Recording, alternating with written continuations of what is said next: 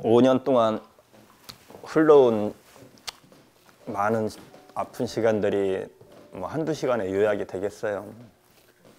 할 말도 많고 가슴에 한이 너무 많이 쌓여 있으니까 제가 정말로 보상금 달라고 단 한으로도 한 끼도 굶어본 적이 없었던 사람이었는데 유민이 엄마한테 내가 1억을 딱 주고, 그게 이제 여행자고 1억이 나왔잖아요. 저는 단돈 10원도 안 갖고 1억을 다 주고 다음 날 제가 외환은행에 찾아가서 2천만 원 대출 받아요. 싸움이 장기화 될 거라는 거 알고 있었으니까. 빚도 있는 사람이 대출을 받고 그렇게 다시 싸움을 시작해서 단식을 시작했잖아요. 특별법 때문에. 단 하루도 보상금 더 달라는 얘기 해본 적도 없고 그것 때문에 싸워본 적도 없는데 돈 더 달라고 그 나쁜 아빠가 돼 있었다는 거. 그 삼촌이 그 똥기저귀 한 망가려주고 그 동생, 남동생, 막내 동생인데 얘가 그걸 하태경하고 어떻게 알게 됐는지 그 올리고 하태경이가 캡처해서 뿌리고, 오지가면은 제가 유민이랑 휴가 가기 전 뭐 카톡도 다 뿌리고 전국에 뿌리고, 그리고 그 양육비 줬던 내역, 통장뿐만 아니라 입출금 내역서를 이혼하고 나서 지금까지 10년 동안 다 뽑아왔어요. 그걸 이렇게 돼요. 가지고 다녀. 몇 천만 원 되는 건데. 믿으니까 사람들은, 소문을 믿으니까. 그러면 간담회 가서 대충 보여줘요. 저 이런 거짓말 아닙니다. 이거 다 내역서 보여주고. 그리고 간담회 시작해요. 단식 이제 하면서 40일째 쓰러지고 동부병원으로 갔잖아요. 동부병원에 가서 이제 첫날부터 이제 일베나 이제 보수단체에서 막 정말로 욕을 해가면서 내보내라고. 그러다 보니까 한 15일 정도 있다가 이제 분향소 일도 있고 해서 안산으로 병원을 옮겼어요. 거기 옮겼는데 거기도 마찬가지로 너무나 많은 일베하고 또 보수 사람들이 내보내라고. 병원에서는 이제 결국은 버티다 못하고 나가주세요 해서 40일째 나왔어요. 페이스북 1월 달에 그만뒀던 이유가 고소를 하고 싶은데 못하는 이유가 있어요. 지금 세월호 진상규명이 아무것도 안 됐죠. 그리고 증거도 없는 상태에서 정말로 힘들어요. 수사권도 없죠. 이 진상규명도 안 되는 처지에 고소 고발을 해보세요. 어떤 일이 벌어지나. 이런 얘기 하는 게 보수들은 좋아한단 말이에요. 극우 성향들, 일베들은 우리를 이런 일이 있기를, 분열되기를 굉장히 바라고 있단 말이에요. 이런 상황인데 내가 고소 고발을 해봐요. 박수치고 좋아할 겁니다. 그거는 저 보기 싫거든요. 그냥 나 혼자 그냥 가만히 있으면은, 조용히 있으면은 될 걸. 제가 앞장서고 앞에 나서고 또 페이스북이라든지 SNS에 글을 올리고 항시 좀 나서면은 이런 소문이 많아져요. 지금은 1월 달에 글 그만뒀잖아요. 이제 조용해요. 이제 소문들이 거의 없어요.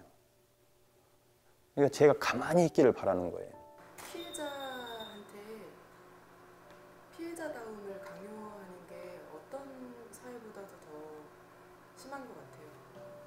그게 이제 언론도 하나의 잘못이 있다고 제가 얘기하는 부분인데, 왜 피해자들이 더 나쁜 무리가 되고 또 돈을 뜯어내는 하나의 뭐 시체팔이가 돼야 되는지, 보상금 얘기만 주로 많이 해요.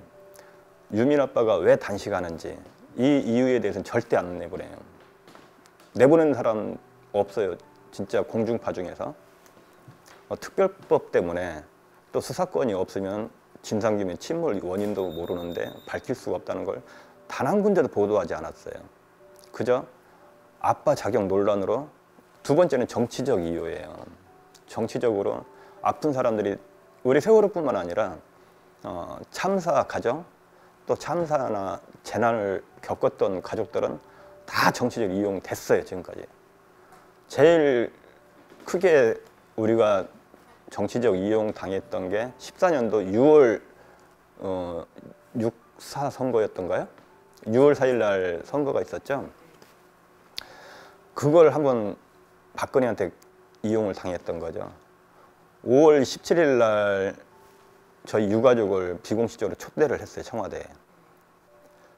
그 초대했던 이유가 5월 19일 날 대국민 담화를 하기로 발표하기로 박근혜가 발표를 해놨었죠.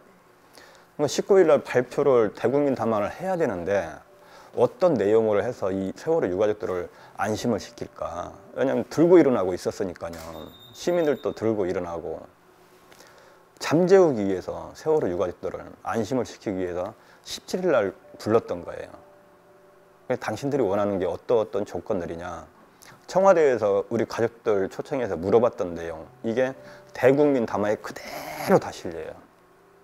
그때 그 박근혜 전 대통령을 만나셨을 때는 그래도 조금 희망을 가지셨었나요, 유가족?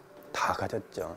가졌으니까 울었죠. 울며 불며 그렇게 엄마 아빠들이 이것 좀 해주세요, 이거 해주세요 했을 때 해주겠다고 약속을 하고 들어줄 때 우리 가족들은 철저하게 믿었죠. 그리고 6월 4일 날 선거가 끝나고 나서 박근혜는 우리 유가족들을 단 한 번도 안 만나죠. 그 이후부터 6.4 선거에 이용이 당했다는 거예요, 정치적으로. 앞으로도 마찬가지일 겁니다. 아픔을 가진 가족들은 언제든지 폄하돼서 나쁜 사람들이 될 겁니다. 유독 세월호는 이 분열되면 안 된다는 걸 다 직시하고 있었어요. 또 세월호 참사 겪고 나서 많은 시민단체들이 와서 도움을 줬죠. 그때 이제 5.18 얘기를 저희가 많이 들었어요. 그래서 세월호만큼은 분열되지 말아라. 그런데도 불구하고 이제 김기춘이나 국정원에서는 유가족을 분열시키려고 굉장히 많은 노력을 했어요. 이런 갈등 조장도 국가가 알아서 나서서 하고 이게 실질적인 게 다 있어요. 그리고 지금 이제 하나씩 밝혀지고 있고 김영환 수첩에서도 유가족을 분열시키라는 것도 다 나와 있고. 공격하고 앞에 달고 이런 사람들도 많았지만 또 응원해준 친구들도 네. 많았잖아요. 제가 딸이 되드릴게요 이런 분들도 있었고. 세월호 참사 때 헬기 한 대가 추락했죠. 네, 네. 그래서 소방관 5명이 또 억울하게 갔죠. 근데 그 중에 정성철 소방관의 아들, 비담이라는 아들이 있는데 뒤에서 누가 저 혹시 유민 아버님 아니세요? 그래. 그래서 맞습니다. 그랬더니 저를 갑자기 껴안고 우는 거예요. 저 정성철 소방관님 아들입니다. 정비담이에요. 그러는 거예요. 그래서 그 얘기 듣자마자 저도 같이 울었죠. 아빠라고 불러도 되죠? 그래서 당연히 아빠라고 불러야지. 그러고 나서 이제 아들이 하나 생겼었어요. 한참 걔 이제 격투기인가 뭐 그런 거 하고 다니고 있거든요. 그 체육관 다니면서 경기할 때도 가봐주고 꽃다발 사고 가기도 하고 한참 그렇게 어울리다가 요 근래 또 내가 마음이 힘들고 그러다 보니까 연락도 못 하게 되고 그리고 좀 연락 안 한 지가 좀 됐어요. 이런 일이 반복되지 않으려면 국가나 사회가 그러면 어떻게 해야 되는 걸까? 그게 만약에 풀어진다면은 대한민국의 참사는 더 이상 없겠죠. 그게 첫 번째 답인데요. 저는 끝까지 촛불이 꺼지지 않는 거가 답이라고 봐요. 정치하는 사람들,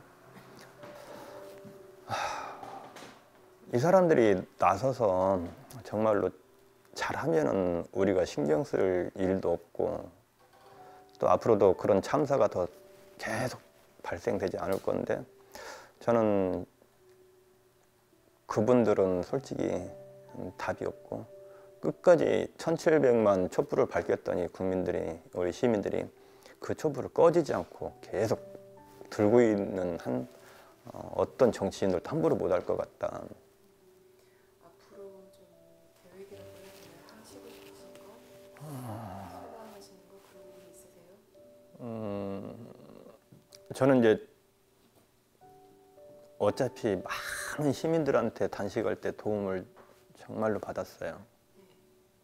정말 처음 10명, 20명 시작할 때 앞이 안 보였었어요. 어떻게 싸우지? 이렇게 사람들이 모르는데 근데 문화 집회를 매일 저녁 7시마다 할 때 10명, 20명, 30명, 100명, 1000명, 10,000명, 동조 단식까지 막 그 도움을 받았으니까 저는 죽을 때까지 도움을 줘야죠, 저도.